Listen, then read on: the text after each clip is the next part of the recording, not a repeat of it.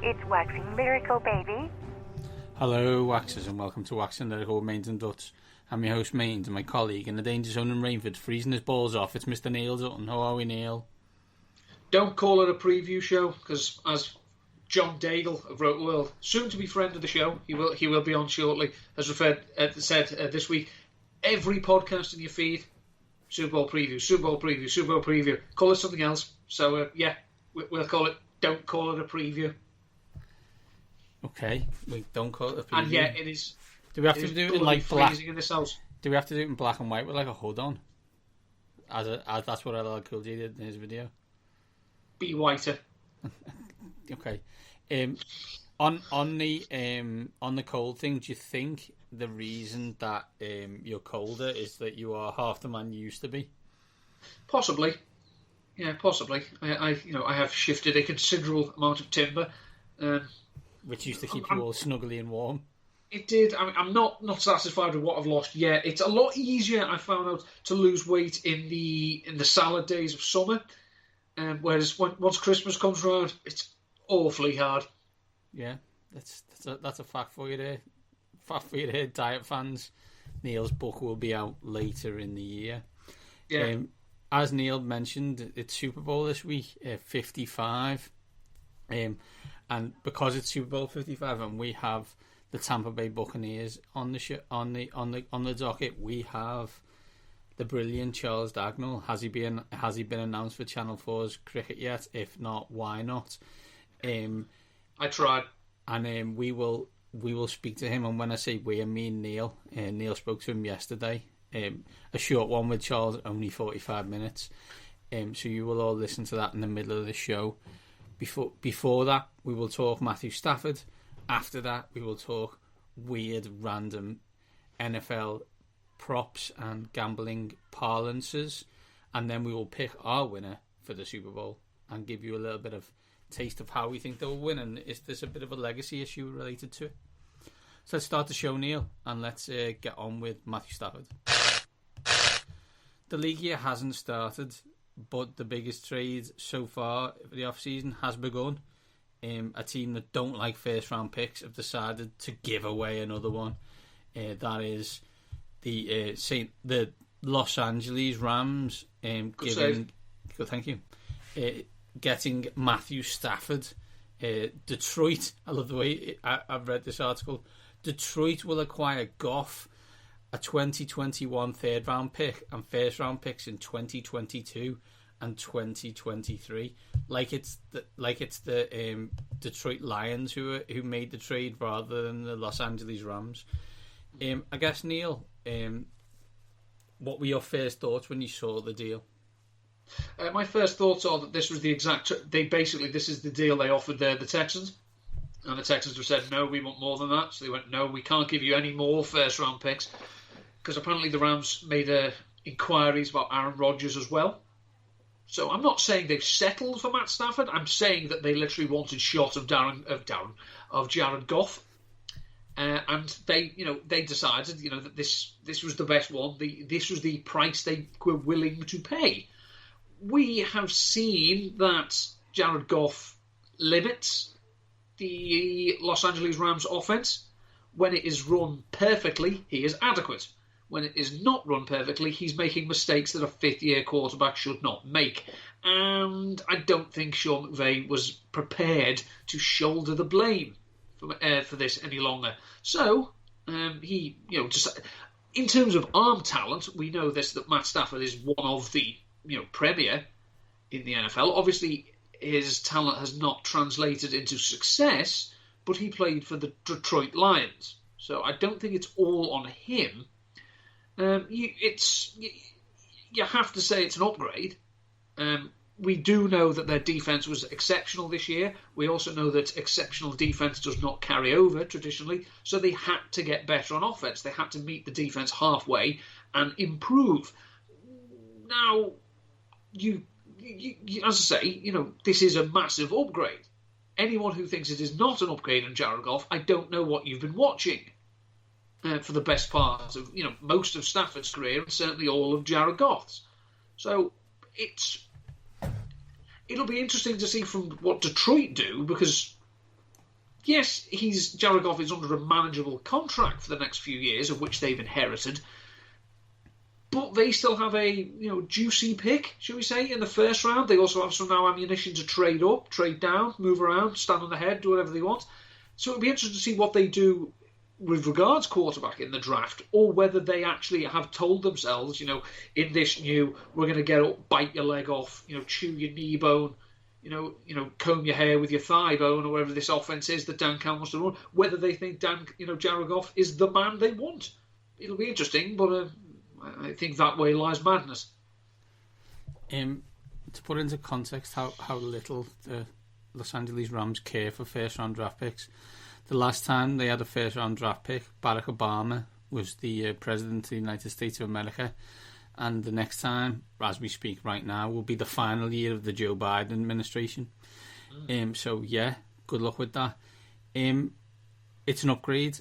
It will be interesting to see what Matthew Stafford looks like in a good offense with an excellent offensive mind.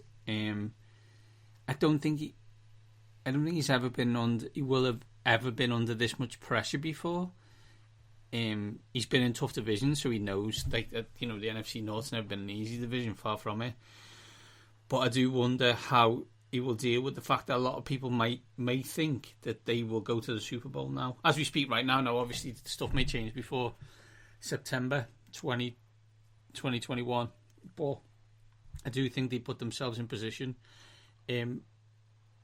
They must have been the only team, the Rams must have been the only team willing to give 2 first round draft picks. I think we know pretty much that Washington offered the 19th pick for Stafford. We assume other teams made a move for him, but obviously the Rams were able to get the Lions were able to get the haul from the Rams that no other team was willing to give up for Stafford. I mean, this is an example.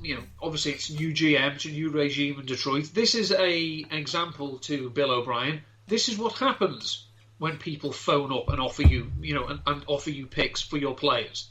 You rinse the bastards. You do not give him away. So, I mean, as I say, I'm not convinced that Stafford was the first choice, but I'm not convinced that they're settling for him. I think they're very happy to have got him, and it'll be interesting. As I say, does it make them now the best offense potentially in the NFC West? You could argue that. It also means now that the San Francisco 49ers, we're not on the draft clock, but you are on the clock. Someone's woken them up from being in the Super Bowl this time last year to like, oh my goodness, we have the worst quarterback of the 4 teams in our division and we need to sort it out immediately. Let's go fancy impact quickly, Neil. What does this do for Woods and Kupp? Well, Kupp, I'm not too sure about, because Kupp, as we know, is primarily a slot receiver. The only real slot receiver that Matthew Stafford has had any real experience with was Golden Tate. And Golden Tate was quite productive in the slot for Detroit. This was, in the phase just after Calvin Johnson, though. So that was the Jim Bob Cooter, dink and dunk Matthew Stafford era. I think that Sean McVay is going to want Stafford to obviously operate in the same way, within the context of keep everything moving, keep it horizontal. But he now has the option to take the deep shot. And that's going to help Robert Woods. It's going to help Josh Reynolds if he resigns. And if he doesn't, it probably helps Van Jefferson. I'm not going to run out and say you need to acquire all pass catchers, but it does increase Robert Woods' appeal to me, especially. Probably dings, probably I'll keep Kupp where I would have got him, but I would probably move Robert Woods up. This is, very, very early on, but I think for me it's a good upgrade for Bobby Trees. There is a Rams deep threat to be named soon. You would assume that isn't necessarily on the roster right yet that it may benefit, but I think you're right that it helps Woods more than Kupp. If we go to the Lions side, I guess the only person who may be intrigued by this decision is DeAndre Swift, given that they're going to bite your legs and now they've got Jared Goff, so there will be a lot more running, and given his talent and flashes of talent in last season, he may be a valuable asset for the Lions. Or we can just say that they're going to operate in the dink and dunk offense way, so they're going to be short passes. So this is very good news for TJ Hawkinson from a volume point of view. Of course, I don't mean he's going to go out and score, get 115 receptions, 1,500 yards, and 15 touchdowns, but 80 or 90 receptions is probably on the cards. And why we don't mention Golladay and Jones, obviously, is that Golladay and Jones aren't on the Lions, and looks like there's no way either of them will be re-signed either. I think the rumours are that, let's say rumours, the long shot galaxy brain theory is that they may try and tag and trade because he wants no part of this organisation either. Absolutely. Well, that's it for that. So let's get on with our Super Bowl part of the show, and let us go back in time 24 hours to when I was being sad about work and Liverpool Football Club, and Neil was talking Super Bowl with our friend and yours, Charles Dagnall.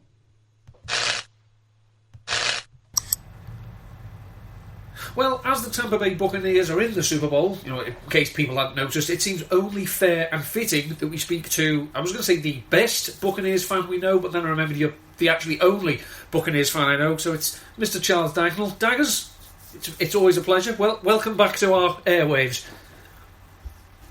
So there you go. So that's a feather in the cap for Daggers. And there was on one yesterday as well. So it's been a busy week, considering it would seem that I am the only Tampa Bay Buccaneers fan to speak to during the run-up to a Super Bowl week. So there you go. Well, it's as I say, we did have a friend who was a Buccaneers fan back in the day, but we don't speak to him anymore. It wasn't because of the Buccaneers, we just don't speak to him anymore. So, obviously, this is the Buccaneers' first time back. It's obviously Tom Brady's. I don't know if he's played them on before. I'm not sure. I haven't really kept up with the news. Just as a fan, I was just wondering, how does the build up to this one? How does it compare to the 2002 Buccaneers team? Because obviously, slight similarities going up against an offensive juggernaut from the AFC West. Just wondering, as a fan, how the two experiences differ. Well, we've been so close in the previous. Going back to 2001, 2002, I always get confused to which season it is, believe it or not. The Super Bowl's on one year and the season is considered the previous year. But obviously, at the turn of the century, we were strong for some time. Obviously, at the same time that the Eagles were pretty strong under Andy Reid and Donovan McNabb. And those were the two powerhouse of that sort of 5 or 6 year stretch. They were the sort of two powerhouse. And it would only be the coaching change that seemed to work for Tampa Bay, removing Dungy and bringing Gruden in. But they'd had the spine of the team for quite some time. If you think defensively with Warren Sapp and Derek Brooks and Rondé Barber, and all of those players had been good for quite a while. And so they were in and around the mix. Now, as it turns out, we've not been to the playoffs since, 2006, 2007, I think it is. Something like that. The last time that we were in the playoffs. So this is not necessarily a bolt out of the blue. I think I expected playoff football this year just by getting Tom Brady in there. I think there were a lot of pieces that were ready to go in the Bucs. It was just plug in a decent quarterback. As it turns out, you go and get one who's got vast experience, who doesn't seem to have lost a step or lost any arm power as well, judging with the play calling of this year. So that was all that needed to change, genuinely. Everything else, you've got your brilliant receiving core, you've got a pretty solid offensive line, which was bolstered overwhelmingly so in the draft with, drafting Tristan Wirfs, who's been a revelation. Fabulous draft pick for Tampa Bay. Defensively, had a great front four, have an elite linebacking core. I still worry about the secondary, but we've upgraded massively in the safeties position. So really, the only weakness I thought going into the season was in the cornerbacks position. I still think that is a weakness for us. But overall, the roster was pretty good. You just needed a quarterback to fit in. But then, with a roster that good, what was wrong? Because there's been no playoff football for such a long time. So the two are slightly different, where we were hoping for this the nub of a really good side had been good for quite some time, and then they got the opportunity to play in the Super Bowl. I can't remember who they beat in the NFC Championship game. No, I can't remember either. Let's just move swiftly past that. This time, I did expect, it's the first season I've expected playoff football for quite some time. And whether I didn't expect Super Bowl. I didn't. I thought we'd be a wild card team. I thought we'd finish where we did, maybe with one less victory, or one fewer victory. I thought we'd be a 9-7, 10-6 type of side. I didn't think that the changes would occur so swiftly. But over the course of a season, and a strange season at that, I think with a few bumps in the road, it's obviously panned out well, and the timing has been good for Tampa Bay. Things like the bye week in week 13, I think, really helped them. And just to sort of get used to each other, to let Tom Brady get used to this team, to let the team get used to him and realise what it takes to be a championship caliber football squad within the locker room. So I think there are definite differences between back then and right now. So surprising, obviously delighted to where they've got.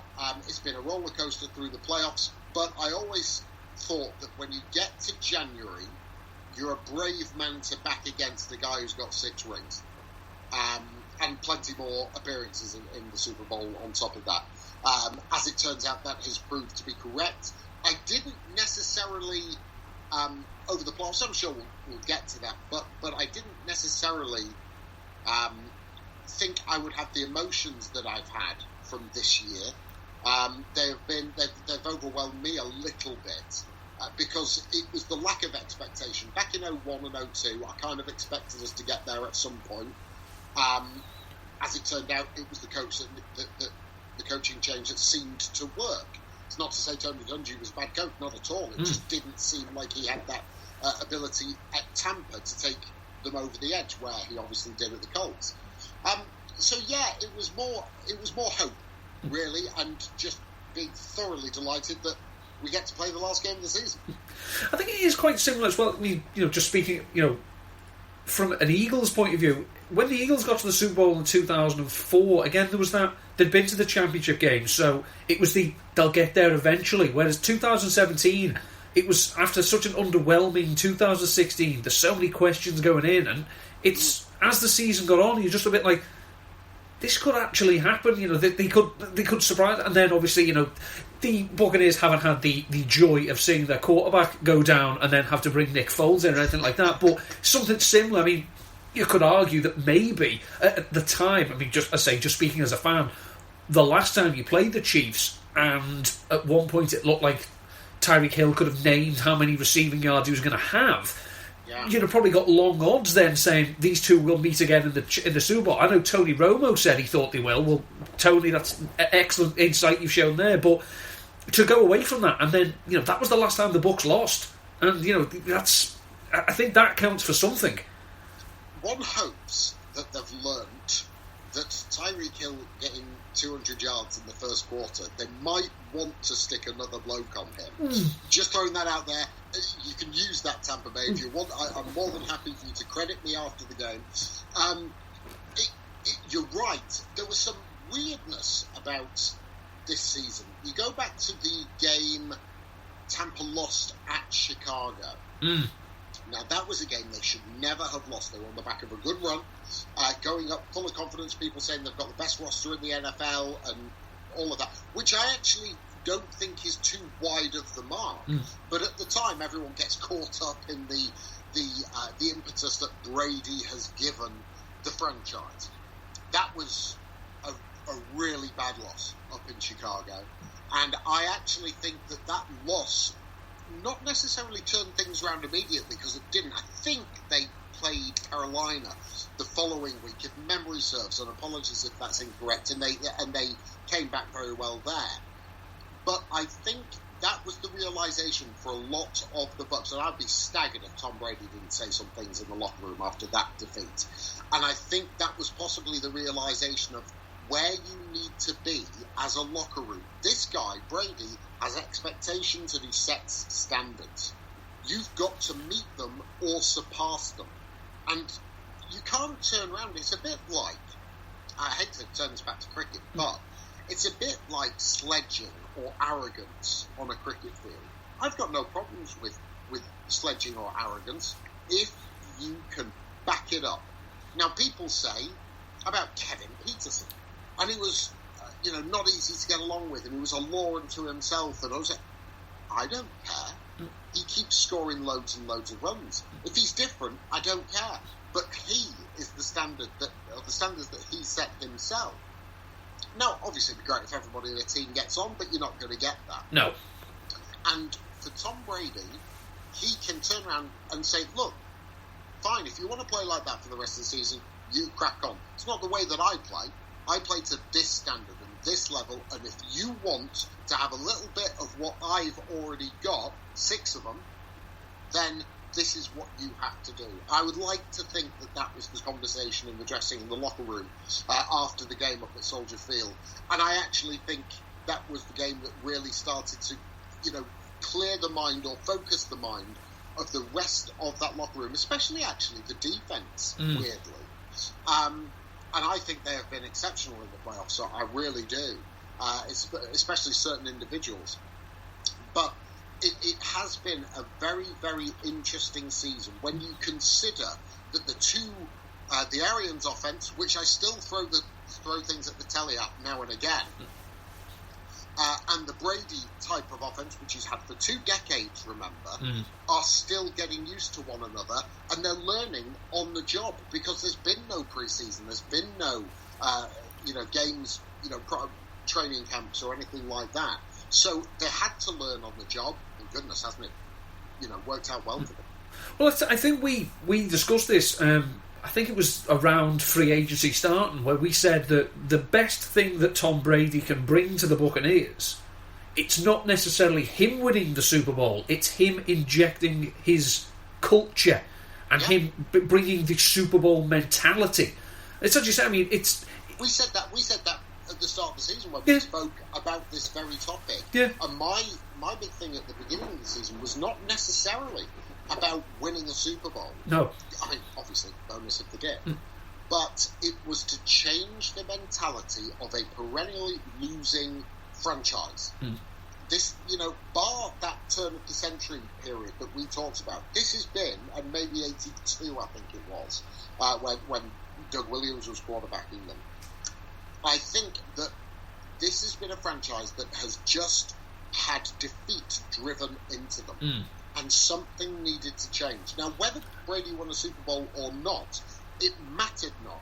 It was the change of direction that the Buccaneers needed to take to sort of change how they were viewed by the rest of the league.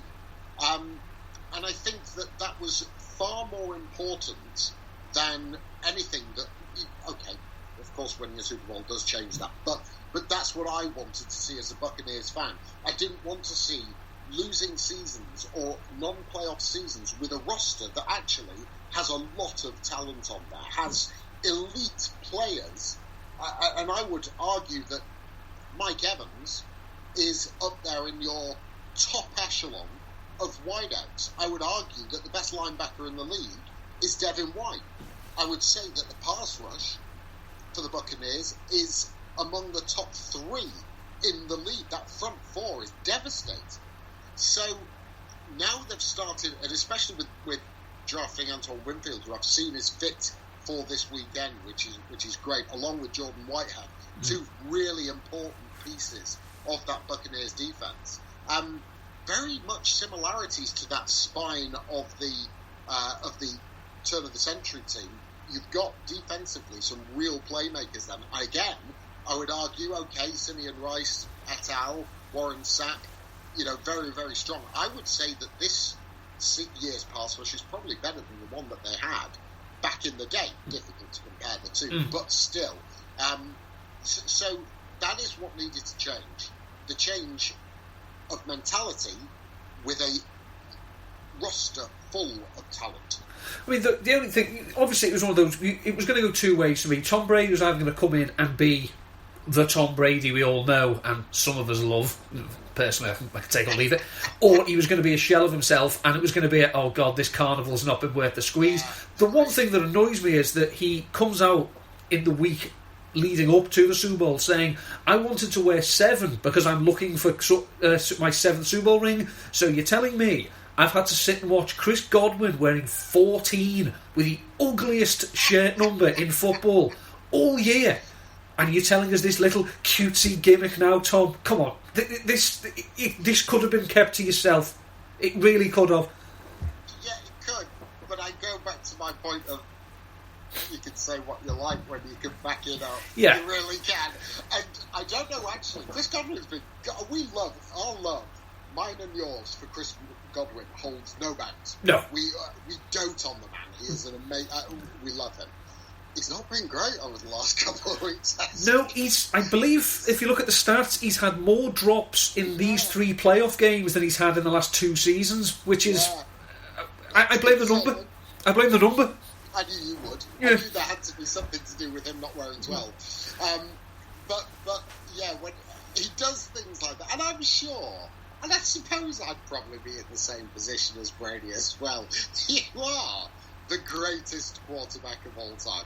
I'm sorry, I'm not having it. There are, I'm sure, those with better, well, not many better statistics, but those who sort of redefine the position in a sort of artistic form. So you look at Peyton Manning, you look at Aaron Rodgers, and obviously you look at Patrick Mahomes, who I think actually is revolutionising the position and is a generational talent. I don't think you see a player such as he, and I don't think we've seen one like, with the skill set that he's got, I don't think we've seen one of those for, I don't know, 20 years, something like that. That would be my guess. I think that Brady can get away with doing those things because you can see the glint in his eye. He's loving it. He's 43. He's a year younger than me, for crying out loud. And he's still doing it at the top level. I have to say, just on that, there were questions. I know there's been press conferences over there. I've caught up with whatever I can, the little snippets that you get on social media. And, you know, he's been talking about, well, why not play till 45? And as a Buccaneers fan, that's obviously that is music to my ears. How I would love Jason Light to go and draft a quarterback, to go and actually draft some youngster and say, right, hold a clipboard for 2 years and watch this dude, and that's it. Yeah. Or even, I don't know, go and see what people are offering Sam Darnold for, or whoever, and just look at him and watch him and learn off this guy. If he's going to be there for 2 or 3 years, then who better to see how calm he is in given situations? That's where he is morally than any other player that's played the game in that position. You could argue Montana. And it was both of them have that calmness and that presence of mind, the ability to see the field, to not get ruffled. And only a special few, not just quarterbacks, but sportsmen have that kind of mindset. It's the good players in any sport always look like they've got more time. You know, there's always the David Gower looked like he had all day to play a shot, or Tom Brady. It's the pass rush is coming in. The ball's already gone. Oh, okay. I mean, apparently, I was listening to the Eagle Eye in the Sky podcast. They were looking at third downs in the last game between the Chiefs and the Bucs, and they said that in that game, Brady held the ball longer than he usually does, and it was up around 2.7 seconds, and he's usually around 2.4. Now, for me, 2.4, that's that. It's blink of an eye. Yeah. But if we just move on, just talk about the game a bit.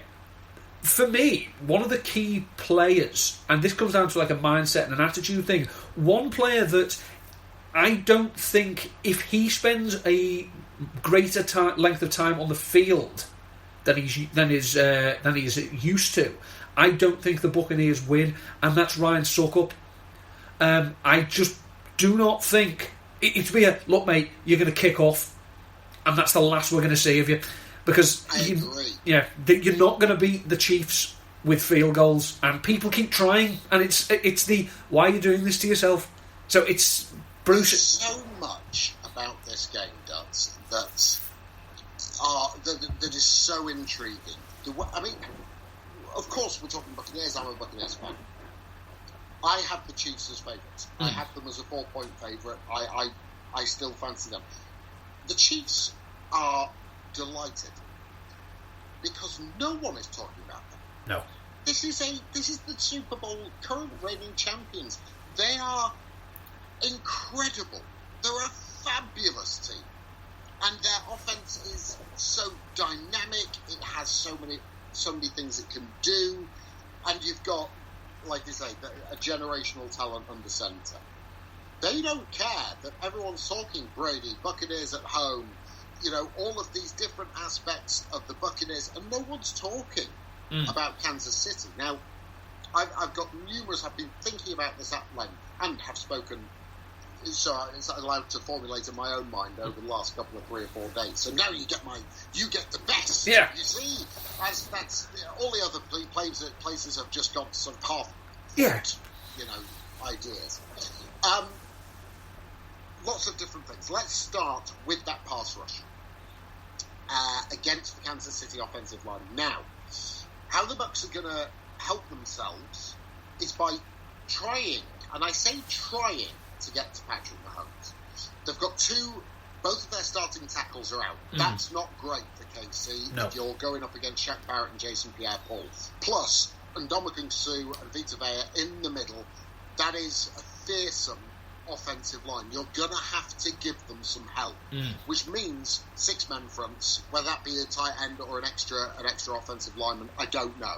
But you're going to have to help out. And even if your running backs are trying to block these guys, it's not going to make a great deal of difference. So can the Buccaneers get to Mahomes or near to Mahomes with just rushing 4? If that's the case, that is a big worry for KC, because obviously linebackers can drop. Who have you got in the middle there? You've got Devin White, who's like grease lightning, reads the game, I think, better than anybody on the defensive side of the ball in the league, and Levante David, who, again, has been elite and just churned out brilliant seasons year after year after year. So it then gives Todd Bowles a little bit of an option, rush 4 or rush 5. If you can take, and you talked about the 2.4, 2.7 seconds, if you can hurry Patrick Mahomes just a little bit, you might not get to him, and we all know how great he is on the move, buying himself a little bit more time, allowing his receivers to get open. But if you can cut that down by fractions of a second, then you may force him into doing something that he doesn't want to do, or at least release the ball early, or throw it out of bounds, which he's very good at doing. He's very quick thinking, and if there's something not there, he will just throw it out of bounds. So I think that's one aspect. How much we see blitzing from Bowles, we know he loves a blitz, but actually can the front 4 get it done for Tampa Bay? That will be a really intriguing matchup. Then you've got, obviously, Travis Kelce, Tyreek. And I go back to, you've got to double Tyreek, you've got to double him for the entirety of the game. If you have to triple the dude, then so be it. Obviously, you've got Mecole Hardman with pace on the other side. The pace isn't something I'm necessarily that worried about. I think the Bucs defense is quick enough. But because of the nature of the cornerbacks, they're not elite. If they can just be at best solid on that particular day, then that will assist. So I don't know if Kansas City are necessarily going to be as free scoring as they necessarily were in the first game against the Buccaneers. So that's one aspect of it. I think the Buccaneers' offensive line will stand up pretty well to the defensive side of Kansas City. Where I do worry is their secondary. I think their secondary is pretty reasonable. Led by Tyrann Mathieu and those corners as well. I think they're pretty reasonable. What I would actually like to see is Tampa Bay running the ball. I've got all Pete Carroll. And I go back to the Saints game. Saints game, I didn't expect Tampa Bay to win that. I did expect the Saints to win. We went very quickly 2-3 and outs. And then, after a while, we put a 16-play touchdown drive together. That's got to be the Buccaneers for me. I think you've actually got to play, Leonard Fournette's been running well. He's pretty fresh. I would like to see him and Jones used. If you can get it down to 3rd and 2, 3rd and 3, that's in a position that the Bucs want to be in. You've got great wideouts. You've got Gronkowski and great. And that plays into traditionally the way that Brady has played when he was up at the Patriots. Where I get really frustrated is when it's 3rd and 2, 3rd and 3, and he sees 1-on-1, and Bruce says, "Hey," or Byron Leftwich says, "Yeah, let's fling it 35 yards down the field." Well, that's it's almost that has been premeditated, as opposed to doing it on 1st and 10 from your own 40 or 2nd and 5. Go for it. If you're on 2nd and 5, then take a shot. Absolutely. You've got Mike Evans 1-on-1. See it. Go for it. Let him go and make a play. So I think I'd like to see. I'm not asking them to be conservative, but just reading the game slightly better. But I'm with you. Touchdowns wins this game. I think Kansas City are going to score 28 anyway against whatever opposition they're going up against. So you've got to be prepared to be scoring that amount or more, which I think they can do. But the various matchups across the board, I think, are mouth-watering for this. I really do. I think it's as you say, the higher the scoreboard gets, the more it favours the Chiefs. Whereas the lower, if you can keep it to a street fight and string 10, 15 play drives, and say to Mahomes, "We know you can score in the blink of an eye. You have to, because we're not giving you the ball." Whereas if it's you're not going to run on the Bucs. You're not going to run on them. So Mahomes is going to have to win it. The only thing is he can. He can, yeah. So it's how they defend and how open to blitzing. I think the first quarter will tell us a lot about how the Bucs are going to play. I think we're going to see how rushing 4 goes. And and if it's 2 or 3 plays and nothing's really working and Mahomes is picking his receivers very easily, that's when I think we'll start to see changes made. But I think it's going to be just a let's see how it goes. The one thing that I actually think both defences can do, Tampa Bay more so, I think overall on paper their defences has got better players. But what both defences have the ability to do is take the ball away. Yeah. And they create turnovers. You might gain a lot of yards on both, that they can actually both take the ball away. Even if you've driven 80 yards down the field, you're in the red zone, it's 1st and goal on the 7. That's when these defences actually start to play a little bit. And so that's another aspect. Who can win the turnover battle? I think it's, if you go back, obviously Steve Spagnuolo, the Chiefs defensive coordinator, he was brought up with the Eagles, the Jimmy Johnson school of, you can have all the yards you want, but once you're in the 20, you're not coming away with points. And to an extent, that's obviously different systems. The Chiefs play it like a 4-3, Todd Bowles a 3-4. They both have that mindset of, we're going to be aggressive because we expect you to take yards off us, but when the field contracts, you're getting absolutely nothing. It's not bend, don't break. We're not even bending. I wonder. I don't know if you think this. This is the thing. This is what I love about this particular matchup between Tampa and Kansas, is that I just wonder if you'll see a lot of times where actually Shaq and JPP almost take an arc to try and get to, rather than actually bull rushing or anything like that, so that there's everybody leading to a focal point in the pocket, and then Mahomes can sprint sort of out of the way either side, almost bootlegging. I wonder if you'll actually see pressure up the middle from Devin White or Levante David or whoever, actually coming in through the A-gap where you've got Vita Vea and Dominican Sue taking up your centre and guards, and then seeing pressure up the middle, and almost like a just trying to keep Mahomes in the pocket. Now, granted, that does then leave the open field in the middle of the field should he want to scamper away, but I kind of rather see that than him bootlegging. When he bootlegs, he completes. Yeah. And, mate, that's what he does. He extends plays, gives himself a couple more seconds, and their receivers will find space. So I just wonder if we'll actually see a sort of cocooning of the pocket from Tampa Bay's defensive ends. Because when he does, I'm going to pick Patrick Mahomes apart because I'm so qualified to do so. When he does stay in the pocket, he does have a tendency to drop very, very far. It's the people talk, 3-step drop, 5-step drops. Patrick, that's a 15-step drop, mate. He has the arm strength and arm talent to get away with it. Whereas if you can force him back and back and back, we saw against Miami, the 30-yard sack is not beyond him.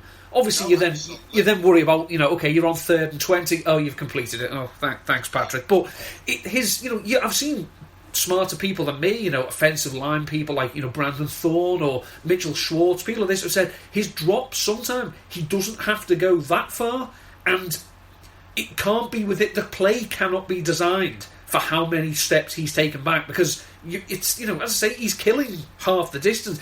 He's just freakishly talented that if Kelsey and Hill see he's done that, they scramble, we'll come back and help him, we know what to do. But as you say, once he's out to the pocket scrambling, it's the Russell Wilson. This is always the big thing that annoyed me, especially as he always used to love doing it against the Eagles. Russell, you're going to hurt me. Do it on 1st down. Don't let me get you to 3rd and 8 and have my hopes up. So once he starts scrambling, it's game. You're on to the next down, because he'll either run it himself or he'll find the open man. There's no one I love watching more in the NFL than Aaron Rodgers. I think I just love seeing him toy with the defense, find his pinpoint throwing. I just think he is fabulous to watch. I pay money to watch him quarterback any game for the Green Bay Packers. Well, he does again. We'll find out. This kid has so much. I mean, he really does, and I don't think I'm overemphasising how good this kid is and what we've actually got. That's why they've signed him on a 10-year contract. They know what they've got. He's going to be the elite quarterback for the next two decades, God willing. And I can't wait to see what he's going to do next. The player's never dead until the whistle goes with Patrick Mahomes. And having that commodity within your ranks, and also having the skill set, the arm strength, the speed of thought, the quickness, the escapability, still to be, you can see his mind still thinking when he's wrapped up in 3 players and manages to escape. You can see he's still thinking, where's the open guy? Is it right for me to scramble here? Is it right for me to run? I think he is an astonishing player, and we've only just started in his career. He is going to be there and there. That's why it's frustrating watching Russell Wilson, because he's not got the supporting cast. I genuinely don't believe that. I wish great things for Russell Wilson. I think he's brilliant. I love watching Russell Wilson play. But it's frustrating when he hasn't got the cast. This kid's got a cast to play with as well. And that's why I have Kansas City as favourites. I'm not expecting Tampa Bay to win this game. I'm happy with that. I'm absolutely chuffed to bits, and if we win, I will go crackers. But I do expect Kansas City to win this game, because they've pretty much won every game for the last 2 years. So why would you back against them now? It's something I said to Mainsy a few weeks ago, actually. It's Patrick Mahomes has never had a bad game. Now, what that mean? He's had statistical games where it's been like, he only completed this many, or he threw 3 interceptions. Yeah, but look what else he did. I think it was Doug Farrar who said he's like that Paulie from Goodfellas. Your house burnt down, you pay me. You can't pay the bills, you pay me. Whereas Patrick Mahomes just like, I threw 3 interceptions, so what? I took a 30-yard sack, so what? I'm still beating you. He is. He's just great to watch. He really is. And although I will be, weirdly, I kind of don't wish ill on him this weekend. I want him to have a really good game. I want him to entertain me. That's what he can do. He can entertain me. I want us to win. And if he throws a pick to seal the game for us, then so be it. But I always want to watch good, close, competitive games. I don't want him to be 28-0 up at half-time. I really don't. No. I don't want him to do that well. But I think what we are seeing is, of course, a changing of the guard, but we are seeing the guy with every record that there is possible to have in one corner, and the future pin-up boy of the NFL for the next 10, 15 years on the other side. You know, we should be rejoicing that these guys get to face off against each other. I think it's one of the big things for me would be, and I say this is no lingering Rondé Barber bitterness, of course, but it is really. It is a little bit. The thing that I'd like to see is, if you look back over the last 10 years or so, and we have we're going a bit down narrative street, I know, but Drew Brees 1-1, Aaron Rodgers 1-1, Russell Wilson 1-1. These were all supposed to be the quarterbacks who were going to take over from Brady, and they didn't. So it'd be I'd like, if Mahomes can win his second one, then straight away that narrative's put to bed, and he's all, it's not something we're going to go down the lines of in 5 years and say, why has he never been back, after that magical start? So from a narrative point of view, it'd be nice to see him win another one, because then as you say, then it's how far can this kid actually go? Absolutely right. I just to go back to Brady, and there was always this debate. I don't know why. I'm not a stats person in any sport. I don't like statistics. I like the game. And it matters not that you average 45 in Chennai. Couldn't care less. What can you do for me today? Mm-hmm. If you're on a good run of form, that's interesting. And in any sport, that's all well and good. People say, well, the Brady system up in New England. He had the Brady system, yes, along with Josh McDaniels, and they played a certain way. But he had numerous different teams that he did it with. Different players who had different strengths and different ways of playing. It's not as though there were chess pieces that he was moving, and the same chess pieces absolutely every single time that he went out onto the field. He won 6 Super Bowls with a supporting cast of many and varied different faces. Now he has got to the Super Bowl with a brand new team, in a brand new coaching philosophy, with people that he doesn't know. Can you stop now? Can you just stop and admit that there is a reason he's got 6 rings, and the reason is him. Mm-hmm. They are Jordan made the supporting cast around him better. Tom Brady makes his supporting cast better. And in any team sport, when you get a player such as that, you're always going to be in with a chance of winning. And if you can sweep those players along with you, then that is what Jordan did. That is what Brady is doing. I'm sure there are other team sports. I'm sure that Barcelona had a rubbish team, but they had Lionel Messi or Real Madrid. All right, maybe not a great example. They have great players, but you see my point. Yeah. When you have greatness within your ranks, you do get swept up, and they make you better. It's sometimes players can capture it for a moment or a short space of time, whereas other people, as you say, Brady is this incredible story of longevity, but it's like the 2005 Ashes. Let's go to that. Andrew Flintoff for 18 months was the best cricketer on the planet, and the players that went along with him were caught up in the slipstream. Now, I'm not saying they were bad players, of course they weren't, but it was that he's there, he's carrying us. So it's almost impossible for us not to up our game a bit. Then on the other side, you have, of course, Shane Warne, who was just a magician the whole time. And again, it's I'm great because I've got Shane Warne on my team. This was one thing that bothered me a few weeks ago. It was when, before the Eagles had hired Nick Sirianni, they were speculating that they were going to hire Josh McDaniels. And the argument I saw from NFL insiders, of whom I won't name, was he's got a good record with quarterbacks. Sorry? What? Which, he's got a good record with Tom Brady. Okay. Adam Gates was a genius. Come on now, he had 4 games with Jimmy G. He did, yes. He did have 4 games at the start of the season when Tom was... Adam Gates was a genius with Peyton Manning. I think we're seeing a pattern. Yeah, it's funny that, isn't it? Yeah, Peyton Manning. It was probably nothing to do with Peyton. Can't imagine it would have been. No. It's all on the coach. Absolutely. Gase has been pretty successful where he's been though since, hasn't he? Well, you look at the track record he has of players and what they've achieved once he's left them. Maybe that's what you should do. But just sort of, honestly, sign Adam Gase as your head coach for 2 years, knowing that you're going to get high draft picks every April or May, and then fire him off, and that's when success will come. Yeah. Maybe that's a plan. I don't know. It's like the idea. I mean, some people, I think it was an Americanism. They turnabout CEOs. People would come in and turn your business around, and then they'd go. It's like essentially a business gun for hire. That's what Adam Gase can be. Come in, restock the shelves, and knock these players down. John Harvey Jones, or whatever his name was, the troubleshooter who did that with businesses. Yeah. There was a program on BBC One once where he would come in.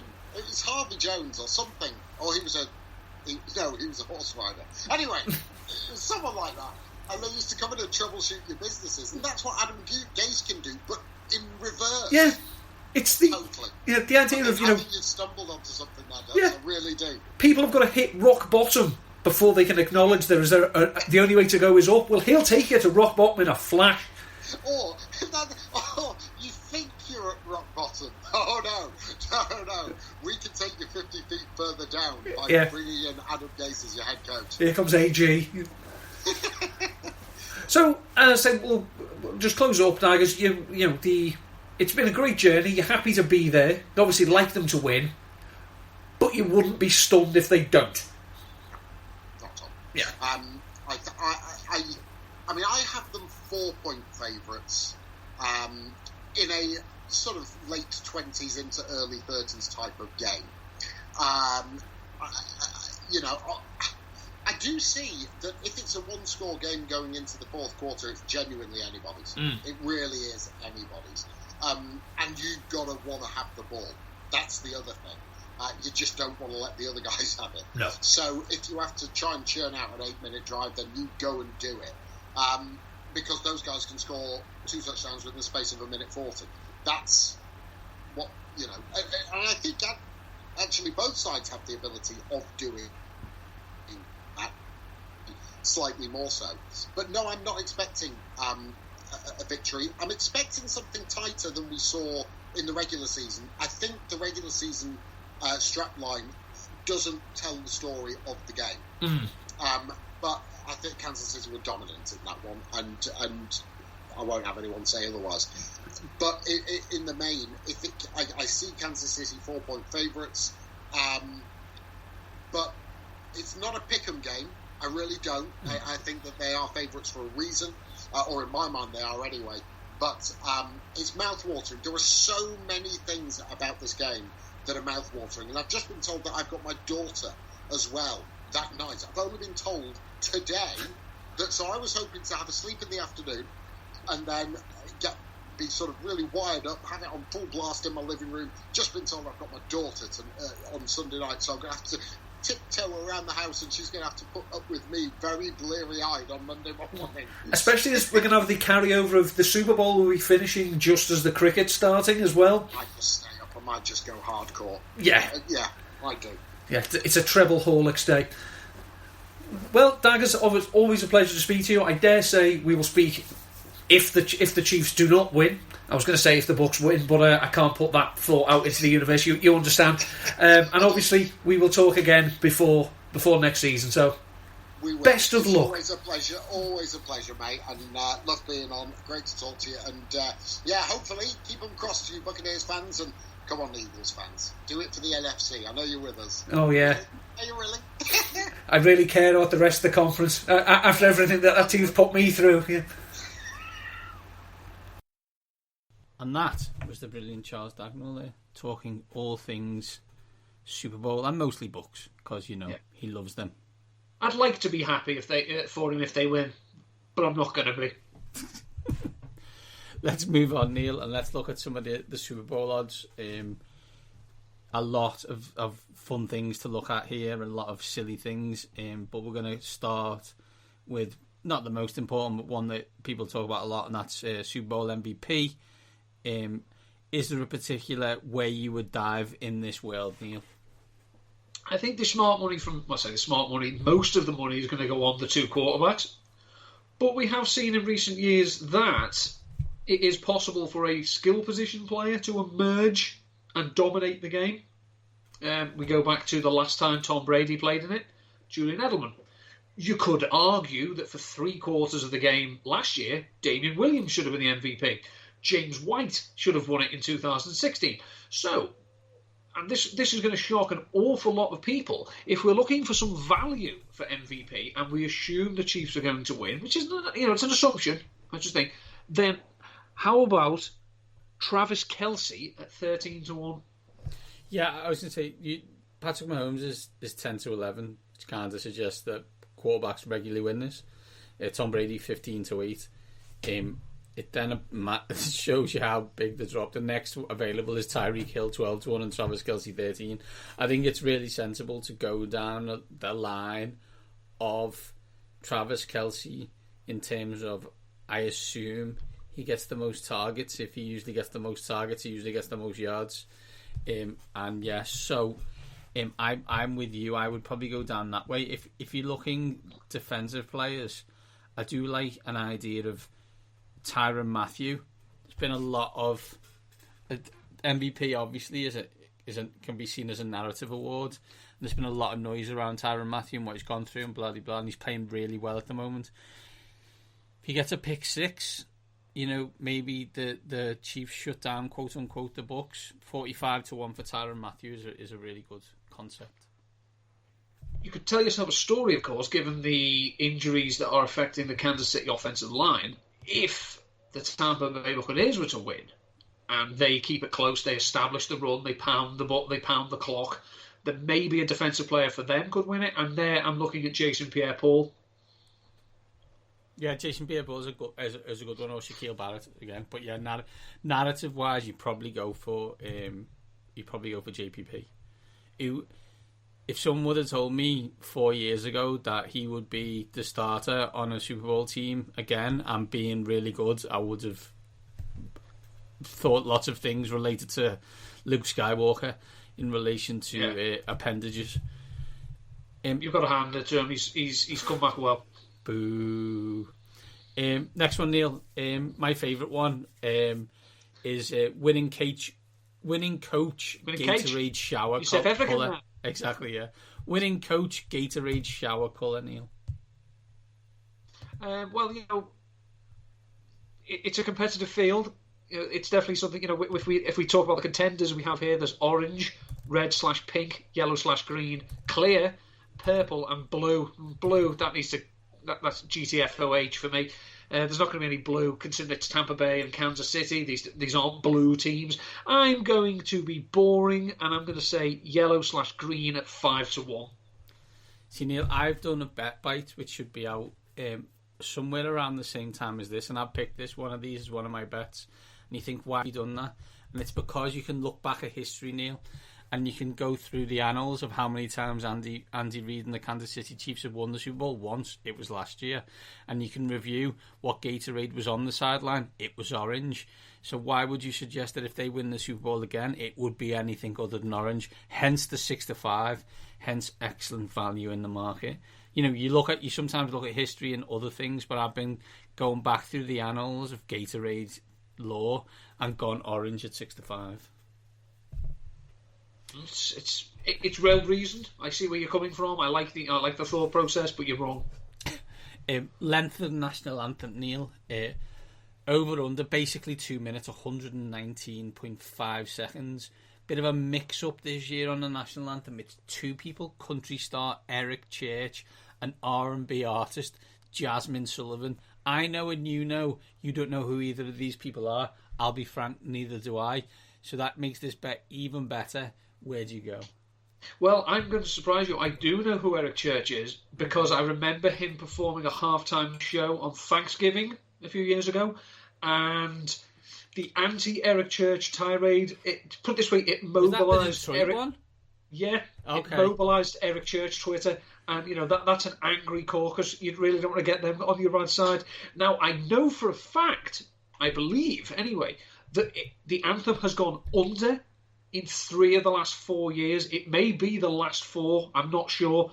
But it's the fact it's 2 people. It's a mishmash. We don't know. So I'm going to take the over, but I don't feel good about it. I think you're right, Neil. As you said, a lot of them have gone under recently, but the double person national anthem does make me think you're going to get extra spice at the end, which can get you over, which is evens, and over at 119.5 seconds. Neil, your favourite artist and mine, The Weeknd, which I don't know if you saw my dad joke on Twitter this week, as a NFL Girl UK tweeted, "It's the weekend" and spelt it right, and I put no, it's Wednesday, because it was. Lots of laughs. I let that one go through to the keeper. I wasn't interested. Halftime song for The Weeknd. For me, you can't go wrong here with Blinding Lights at 2-1, as I'm pretty sure that's what I've heard every advert in all of the playoffs. Yeah, it is there. It's it's the one where we get everyone singing it before he appears at the end of the advert with a stupid grin on his face. I'll be honest, not overly familiar with his back catalogue. I do know 3 songs by him, one of which is not named on here. One of them that is, he's probably well known for, I Can't Feel My Face, which, as a song title and as a main lyric, is something I wouldn't be shouting about. I think it's something I would seek medical attention for. If I can't feel my face when I'm with you, well, don't hang around with me then. If there's clearly something affecting the circulation, it's obviously a problem. I just don't think that... I can see why, of course, that, I Feel It Coming isn't here, because it's not really a Super Bowl half-timey song, I don't think. So, yeah, I think it would be... You'd like to think maybe they could build up to Blinding Lights, because, it's the air of anticipation. It's like going to see the Lightning Seeds and expecting them to play 3 Lions, and they didn't. Not that I'm bitter, it was only 20 years ago. But yeah, 2-1, Blinding Light. I think it's the safe option and is the favourite for a reason. I want to quickly do 2 things. I have tickets for the weekend for whenever we're allowed to go to concerts again. And the Lightning Seeds didn't do 3 Lions. Ian Brody did. And I know that's technically the same thing, but it was technically Skinner and Baddiel. So why the fuck would he want to sing that song when they're not there? Look, I can't help that's his warped perception. First coach to be shown during the national anthem and first quarterback to be shown during the national anthem, Neil. I'm going Arians and Brady here, full Bucs Avenue. Which way do you go? I'm going to go Reed Brady. As I think, we have the idea that, Big Red, I don't think is getting an awful lot spoken about this week. Everything seems to be about the Bucs and Brady. But I think they'll just nod it round to, they'll show Big Red, he'll be thinking of his cheeseburger, and then they'll show Brady. Because, this is a rematch for so many people, but not necessarily for so many teams. Because obviously Reed played Brady, went up against Brady in the past. They videoed it. Brady's been up against Spagnuolo in the past. You know what I mean? So I just think they're going to get Reed in, then Brady, then maybe show Arians, and then Patrick Mahomes. Fantastic, Neil. Skybet have done some requested bets, and I've got a couple that I've also done on the Bet Bites podcast, which you should all download and listen to. I'm going to give you them here. These 2 obviously played in week 12, 27-24. Mahomes for 462 yards and 3 scores. Brady 345 and 3 scores. The 2 bets that I quite like in this one, considering these are 2 pass happies. Warren Sharp highlighting that the Bucs are actually the most pass happy team on 2nd and 3rd down. As we all know, Warren doesn't like to talk about what they do on 1st down. Patrick Mahomes and Tom Brady, 250 plus passing yards, 6 combined touchdowns for Kelsey, Hill and Evans, and 350 yards combined for all 3 of those receivers is 11-1. If we go back to the last game, we got the over. They scored a combined 5 touchdowns, not 6, and they actually went over on the 350 yards. So Travis Kelce unbelievably didn't score a touchdown in the last game. I expect him to this time. As we know, Mike Evans is secretly Mike Allstott, and Tyreek Hill is Tyreek Hill. So I think there's some good value there at 11-1. I think that was also the last game in which Kelsey didn't score a touchdown. Yeah, exactly. The other one as well, Neil, is I expect Chris Godwin to do a lot of game out the slot for the Bucs, and the Chiefs, if they are vulnerable in one place, it is at slot corner. 100 yards and a touchdown for Godwin is 5-1. In the last game, he had 8 receptions for 97 yards. So something to say that it's achievable and has been shown to be achievable by his last performance. 5-1, you can get 100 yards and a touchdown. See, I quite like looking at some of these. Where are we? I like the 52 plus match points. Mahomes 3+ touchdowns. Brady more pass yards than Mahomes. Kansas City to trail by 9 points at any stage. I would like that, except for the last bit, because I don't see it happening. I like at 6-1. You can get the Chiefs to win, Mahomes to be Super Bowl MVP, and Kelsey to get 2+ touchdowns. This one I really like is Darrell Williams 8+ rushing attempts, Leonard Fournette 47+ receiving yards, and Tyreek Hill 93+ receiving yards. I like that. I don't think Tampa Bay are going to let Tyreek Hill embarrass them the way they did in Week 12. Agreed. Which is why I think I think Kelsey is a good bet for MVP, but that doesn't mean that that Hill isn't going to get his.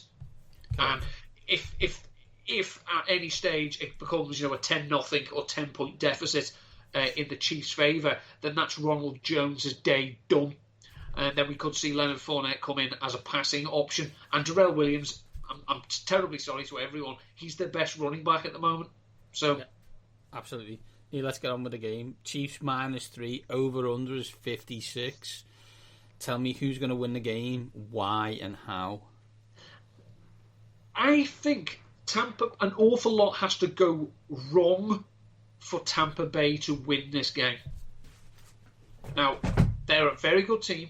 They have an excellent front four. They're very good stopping the run. They have superb cover linebackers. Got good pass rushers. Good safeties. They have Tom Brady, who I never like to bet against in Super Bowls. They have excellent receiving options. Kansas City Chiefs have Andy Reid and Patrick Mahomes. Now, I said this to Daggers. The lower the score, the better the chance the Bucs have of winning. But if this becomes a shootout, I will take Patrick Mahomes over this stage, Tom Brady. I just think that we know that the Bucs are very good against the run. Well, we've seen what happens against, with the Chiefs if they're playing a team who are good against the run. They just won't bother. Yeah, which they didn't do last time. Mahomes threw for 460 yards, as we said before.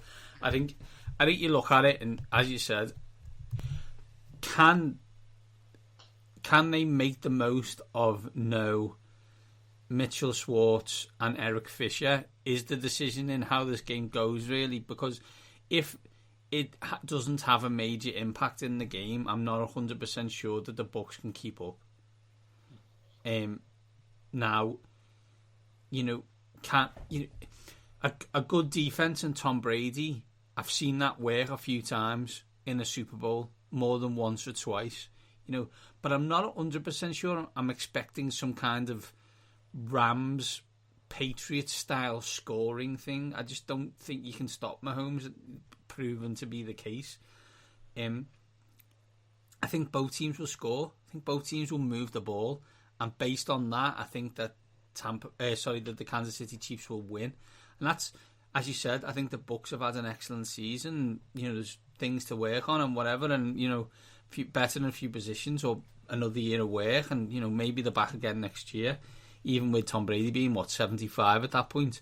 But I do look and think I'd take the Chiefs to win by maybe a touchdown, but I do like over 56, and as proven by the fact all those bets I mentioned before. I guess on that, Neil, I mean, if the Chiefs do win, what does it do for the legacy of Andy Reid, who will then have 2 Super Bowl victories out of 3 Super Bowls and multiple championship games?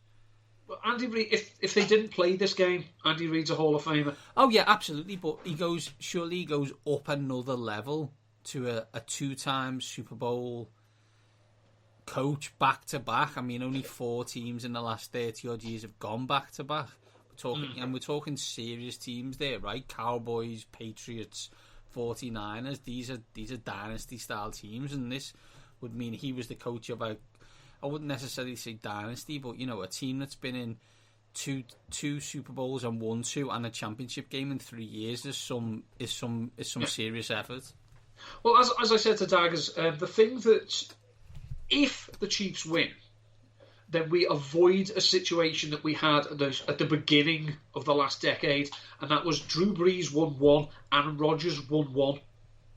That's it. Peyton Manning for a while had only won 1. Yeah. Because Brady, it was the threat of Brady was there. Brady was there. If Mahomes can get his second, then straight away he's onto a legacy. His legacy is defined already as the next. He's not the last of the old Jedi. He's the first of the new. At the end of the day, Neil, if he wins the Super Bowl and he has an MVP, he'll have 2 Super Bowls. One Super Bowl MVP and an MVP. He wouldn't have to play again. He'd still be a Hall of Fame player. Did you know that this Super Bowl is the first time the 2 quarterbacks are both former league MVPs and Super Bowl MVPs? The first time it's ever happened. Which is really insane, right? Considering that this is the 55th edition of said variety, you would have expected it to happen previously, but obviously it hasn't. So are you taking the Chiefs, Neil? I'm going to take the Chiefs. I will take the points as well. I think that I'm not saying it's going to be a blowout. God, I hope it is. I'm not saying it's going to be a blowout, but I don't think it'll be a case of I don't see the last possession for the Buccaneers being get a field goal and you can win or tie it. I think they're going to be hunting touchdown and more. They're going to be playing for snookers at the end. I think the Chiefs will just do enough. I'm not going to say they're going to play with their food like they've done for most of the season, but I think when they win, it will be comfortable, and I think we will get to see victory formation rather than a desperate defensive stand.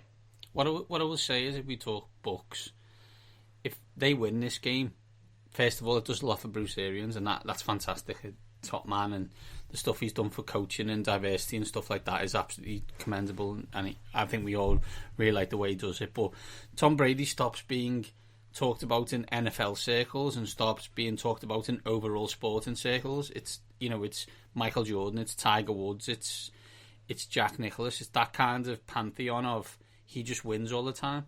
Do you know what I mean? It's not, the debate on him being the greatest quarterback ever, as we speak right now, for me is over anyway. But some people might say it's not. If he wins another one at 43, playing as well as he did in terms of statistically this season, he's not in the NFL thing. He's in greatest sportsman ever field, which is, rarefied. Yeah, it's unquestionable. I mean, you could argue, and I will, if it wasn't for Bill Belichick, Brady probably might already have 7, because they would, if they'd played Malcolm Butler against the Eagles instead of Bill Belichick being petty or trying to be too clever. Maybe they beat the Eagles because Nelson Aguilar ripped their slot corners to pieces. I digress. It's not about the Eagles Super Bowl, I know, but yeah, it's as you say. Some people who still think there's a debate. I used to think up till it was the Falcons game. I think no, actually, I tell a lie. It was the Eagles Super Bowl. That's when I said no. I thought it was Montana. It's not. It's this fella, because he doesn't know when he's beaten. He refuses to accept that he's beaten, and you can say what you like about him. He's a weirdo. Yeah, he probably is. He has odd choice in friends. Certainly, one of them is probably going to be playing on Sunday, and is one of the main reasons why I hope the Bucs don't win. I don't like to see people like that succeed. I worry that it's past Tom Brady's bedtime. We're going to do that narrative, but he will be when you talk about greatest sporting figures of all time. So you're talking, you've got, as you say, your Michael Jordans, your Tiger Woods, your Jack Nicklaus's, your Michael Schumachers. Bring it to all this, your Pelés, Ronaldos, Maradonas. He will stand alone in his sport, because the debate, if you try and put up anyone else in the next 10 or 20 years as but he was better than Brady, because your argument sounds stupid. Yeah. Because, as you say, if he'd retired this year, the case would be made, yeah, he's the greatest of all time. If he goes and wins a Super Bowl at the age of 43, now this is the age that 5 Hall of Fame quarterbacks were inducted into the Hall of Fame because they've been finished for 5 years. Correct. He's still going and got to the Super Bowl, having played 3 road games. 3 road games to get back home for the Super Bowl. It's a wonderful story if you enjoy that type of narrative, but personally I'm sick of him winning them. And, as I say, I may harbour some deep-seated resentment about the Tampa Bay Buccaneers that I'm not going to apologise for. So there we go. End of the show. I think what we will say is, as I said, I am on BetBite coming up later in the next few hours that will be out to listen to. Neil, where can people catch you over the next few days? Over the next few days, find me on Twitter at Endutton13. Probably by the time you listen to this, the first test between England and India will have started. If it hasn't, then you can catch me on the 19 for 90 cricket podcast, talking about quite a few things cricket related. I had an article out for Numberfire. It was the route report of which I spoke earlier. I spoke about this last week. Very, very interesting, especially to see how many categories Mitchell Trubisky was very good in. So it's well worth a read just for that. I will be around on the Twitter during the Super Bowl making snide comments because it'll be late. And it'll be the first time I've watched one alone since 2016, so I'll be desperate for the virtual company. Fantastic. I am at Mainzy7, combined with at waxing_lyrical. This is it. This is why we lifted all them weights, and we are nearly at the end. Stay on target. Enjoy, and we will see you on the other side. These top guys are out.